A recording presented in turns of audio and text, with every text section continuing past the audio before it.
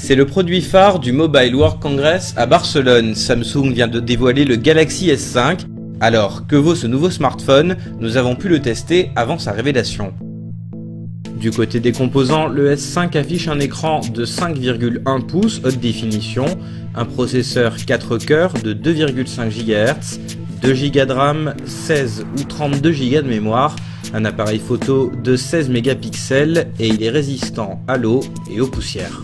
Une petite amélioration par rapport à ce qu'avait le S4 sous le capot, mais rien de révolutionnaire à noter. Côté design, l'appareil est épais de 8,1 mm, soit un peu plus que son concurrent à la pomme. Il affiche un dos texturé en gomme et sera disponible en noir, blanc, bleu électrique et, c'est la tendance du moment, en or.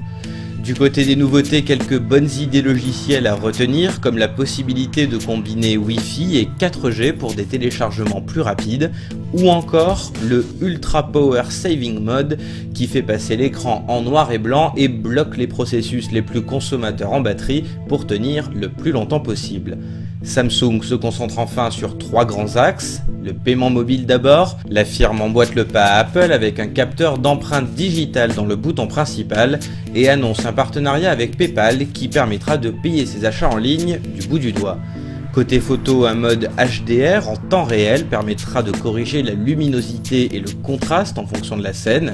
Et enfin, la grande mode sera au fitness avec une application complète pour enregistrer ses activités et calories, le tout doublé d'un capteur de rythme cardiaque intégré dans le flash de l'appareil.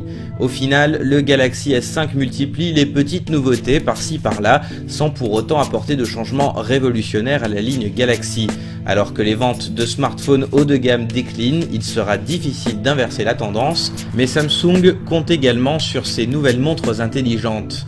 Le Gear et le Gear Lite ont été annoncés dimanche et corrigent les défauts de la première génération. Tournant sur Tizen plutôt que sur Android, leur autonomie est plus longue, entre 2 et 3 jours, et elles seront compatibles avec la plupart des appareils Samsung, ce qui n'était pas le cas de la première édition.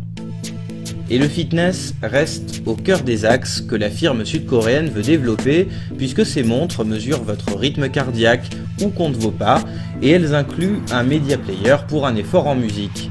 La petite dernière, le Gear Fit, est même un bracelet clairement orienté sport, dont l'ambition à peine cachée est de détrôner les bracelets sportifs développés par Jawbone, Fitbit ou encore Nike.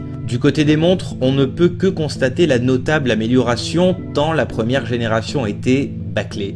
Reste à savoir si le pari du wearable, des appareils que l'on peut porter sur soi, s'avérera payant.